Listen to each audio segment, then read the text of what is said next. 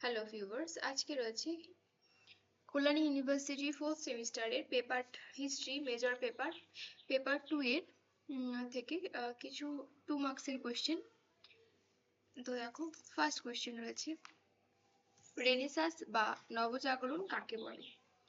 Renaissance শব্দটির অর্থ নবজাগরণ। পঞ্চদশ ষোড়শ শতাব্দীতে পশ্চিম ইউরোপে গ্রিক ও রোমান যুগের সাহিত্য, সংস্কৃতি, শিল্পের চর্চা এবং এর পরিপ্রেক্ষিতে জীবনের সমস্ত ক্ষেত্রে যে নতুন মানসিকতার প্রকাশ দেখা যায় তাকেই বলা হচ্ছে রেনেসাঁস। নেক্সট, রেনেসাঁ শব্দটি প্রথম ব্যবহার করেছিলেন কে? ফরাসি ঐতিহাসিক মিশলে। নেক্সট প্রশ্ন, রেনেসাঁ সঙ্গীতের বৈশিষ্ট্য লেখো। রেনেসাঁ সঙ্গীতের বৈশিষ্ট্যগুলি হলো, এ যুগের সঙ্গীত নিয়মের বাঁধনে বাঁধা ছিল না, কণ্ঠ সঙ্গীতের ওপর জোর দেওয়া হয়েছিল। 2 নাম্বার পয়েন্ট, চার্চ ছিল রেনেসাঁ সঙ্গীতের এক বড় পৃষ্ঠপোষক। রেনেসাঁ যুগে ব্যঙ্গ বিদ্রূপ সঙ্গীতের স্থান পেয়েছিল। নেক্সট, সামন্ততন্ত্র কাকে বলে? নবম ও দশম শতকে ভূমি নির্ভর অভিজাত ও সরকারি কর্মচারীরা এক ধরনের রাজনৈতিক ও সামাজিক এবং অর্থনৈতিক বিকল্প ব্যবস্থা গড়ে তুলেছিলেন, যা সমকালীন ইউরোপে সামন্ততন্ত্র নামে পরিচিত ছিল। এই ব্যবস্থার সবথেকে উপরে ছিলেন রাজা বা সম্রাট এবং সবথেকে নিচে ছিলেন নিম্নবিত্ত সম্প্রদায়। আর ম্যানর প্রভুরা কি করতো? ম্যানর প্রভুরা ছিল মধ্যবিত্ত মধ্যস্বত্বভোগী সম্প্রদায়, যারা তাদের কাছ থেকে বিভিন্ন রকম কর, ট্যাক্স এগুলো আদায় করতেন। নেক্সট, 4 নাম্বার, রিফরমেশন বা ধর্ম সংস্কার আন্দোলন কি? 16 শতকে ইউরোপে পোপতন্ত্র এবং ক্যাথলিক ধর্মের অনাচার, গির্জার স্বৈরাচার ও দুর্নীতির বিরুদ্ধে যে সংস্কারমূলক ও প্রতিবাদী আন্দোলন গড়ে ওঠে তাকে ধর্ম সংস্কার আন্দোলন বলা হয়। এই আন্দোলনের দুটি উদ্দেশ্য ছিল, খ্রিস্টান জগতের নৈতিক পুনর্গঠন এবং ধর্মীয় ক্ষেত্রে প্রাধান্য অস্বীকার করা। নেক্সট, 5 নাম্বার, 95 থিসিস কি?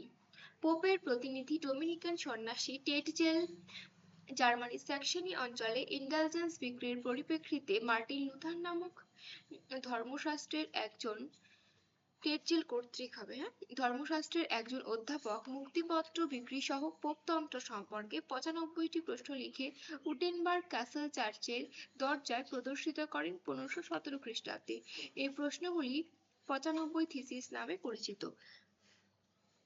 নেক্সট, 6 নম্বর প্রশ্ন, 30 বছরের যুদ্ধ বলতে কি বোঝো? 1618 খ্রিস্টাব্দে বোহেমিয়ার প্রোটেস্ট্যান্ট বিদ্রোহের পরিপ্রেক্ষিতে জার্মান সম্রাট যে সামরিক প্রয়াস করেছিলেন তাতে নানান রাষ্ট্র যোগদানের ফলে 1648 খ্রিস্টাব্দ পর্যন্ত 30 বছর ব্যাপী যুদ্ধের সৃষ্টি করেছিল, যা 30 বছরের যুদ্ধ নামে পরিচিত। নেক্সট, ব্ল্যাক ডেথ কি? ব্ল্যাক ডেথ ছিল দ্বিতীয় প্লেগ মহামারীর সূচনা। চতুর্দশ শতকের ইউরোপে যে কয়টি রোগ মহামারীর আকারে দেখা দিয়েছিল, প্লেগ ছিল তাদের মধ্যে নিঃসন্দেহে ভয়াবহতম। ব্ল্যাক ডেথ বা কালো মৃত্যু মানব সভ্যতার ইতিহাসে একটি বীভৎস অমানবিক ঐতিহ্যকে বহন করে। 1346 থেকে 1353 সালের মধ্যে ইউরোপ ও এশিয়া মহাদেশের 75 থেকে 200 মিলিয়ন মানুষ মৃত্যুবরণ করে এই প্লেগ মহামারীর কবলে পড়ে। নেক্সট, 8 নম্বর প্রশ্ন, অ্যানাব্যাপটিস্ট কাদের বলা হয়? 16 শতাব্দীর প্রথম দিকে পূর্ব ইউরোপে আত্মপ্রকাশ করেছিল প্রতিবাদী ধর্মাবলম্বী গোষ্ঠী অ্যানাব্যাপটিস্ট, যারা পোপকে অগ্রাহ্য করে বিশেষ ধর্মীয় রীতিনীতি মেনে চলত, তবে তাদের সুনির্দিষ্ট ধর্মীয় বিশ্বাস, উপাসনা পদ্ধতি ও চার্চ ব্যবস্থা ছিল না। তারা ব্যাপটিজম সহ আচার অনুষ্ঠানের বিরোধিতা করত বলে অ্যানাব্যাপটিস্ট নামে পরিচিত ছিল এবং নেদারল্যান্ড ও মুনস্টার ছিল এই গোষ্ঠীর কেন্দ্র। নেক্সট, অক্সফোর্ড সংস্কারক কাদের বলা হয়? জন কোলেট, স্যার টমাস মুর, ইরাসমাস ও তাদের অনুগামী মানবতাবাদীরা পরিচিত ছিল অক্সফোর্ড সংস্কারক হিসেবে। এই সংস্কারকরা ইংল্যান্ডের চার্চের অভ্যন্তরীণ সংস্কারের ব্যাপারে আগ্রহী হলেও তাকে সম্পূর্ণ ধ্বংস করার পক্ষপাতী ছিলেন না। নেক্সট, 10 নম্বর প্রশ্ন, মুদ্রণ বিপ্লব বলতে কি বোঝো? পঞ্চদশ শতকে ইউরোপে নবজাগরণের আবির্ভাবের পর জোহানেস গুটেনবার্গ, পিটার সোফার ও জোহান ফার্স্ট জার্মানির মেইন শহরে বিশেষ এক ধরনের কাগজে কালি ছাপ লাগাবার যন্ত্র এবং ধাতুর হরফের সাহায্যে গড়ে তুলেছিলেন ছাপাখানা বা মুদ্রণ যন্ত্র। বিজ্ঞান ও প্রযুক্তির ক্ষেত্রে ইউরোপের রূপান্তরের পর্বে এই বিশেষ গুরুত্বপূর্ণ ঘটনাটি ছিল মুদ্রণ যন্ত্রের আবিষ্কার, যা ইতিহাসে মুদ্রণ বিপ্লব নামে পরিচিত। এই বিপ্লবের ফলে ছাপা বইয়ের পরিমাণ বেড়েছিল, যা শিক্ষা বিস্তারে সহায়ক হয়েছিল এবং সবথেকে বেশি উৎসাহিত হয়েছিল বিজ্ঞান চর্চা। মানুষের নতুন চিন্তা দ্রুত গতিতে ইউরোপের সর্বত্র ছড়িয়ে পড়েছিল এবং শিক্ষা ও সংস্কৃতি যাজকদের মধ্যে আর কুক্ষিগত ছিল না। নেক্সট 11 নাম্বার, এনক্লোজার মুভমেন্ট বা জমি ঘেরাও আন্দোলন বা বেষ্টনী প্রথা বলতে কি বোঝো? ব্যক্তি বিশেষে প্রত্যেকের জমিগুলিকে বেড়া দিয়ে ঘিরে দেওয়ার পদ্ধতিকে বেষ্টনী প্রথা বা গণ্ডি বাঁধন বলা হয়ে থাকে। 16 শতাব্দীতে ইউরোপে এই প্রক্রিয়া শুরু হয়েছিল পশমের উচ্চ মূল্যের কারণে। এখানে এটা একটু ভুল আছে, তোমরা এটা অ্যাভয়েড করবে। উচ্চ মূল্যের কারণে জমি ঘিরে দেওয়া শুরু হয় এবং অষ্টাদশ শতাব্দীতে দায় পার্লামেন্টের মাধ্যমে এই গণ্ডি বাঁধন বা ঘেরাও আন্দোলন শুরু হয়। 16 শতকের এই প্রক্রিয়ায় চূড়ান্ত রূপ পেয়েছিল এই সময়। খণ্ড খণ্ড জমিকে ঘিরে তা দিয়ে কৃষিকাজ করার এই নতুন পদ্ধতিকেই জমি ঘেরাও আন্দোলন বা এনক্লোজার মুভমেন্ট বলা হয়ে থাকে। নেক্সট, রেড ইন্ডিয়ান কাদের বলা হয়? আমেরিকার প্রাচীন আদিবাসীদের রেড ইন্ডিয়ান বলা হতো। আমেরিকান বিপ্লবে ঔপনিবেশিকরা স্বাধীনতা অর্জন করলেও আমেরিকার আদি ইন্ডিয়ানরা নিজের ভূমিতেই পরবাসীতে পরিণত হয়েছিল। সভ্যতার অগ্রগতিতে নিদারুণভাবে বিপন্ন হয়েছিল বসতি এবং সংস্কৃতি। 13 নম্বর প্রশ্ন, লয়ালিস্ট ও প্যাট্রিয়টস কারা?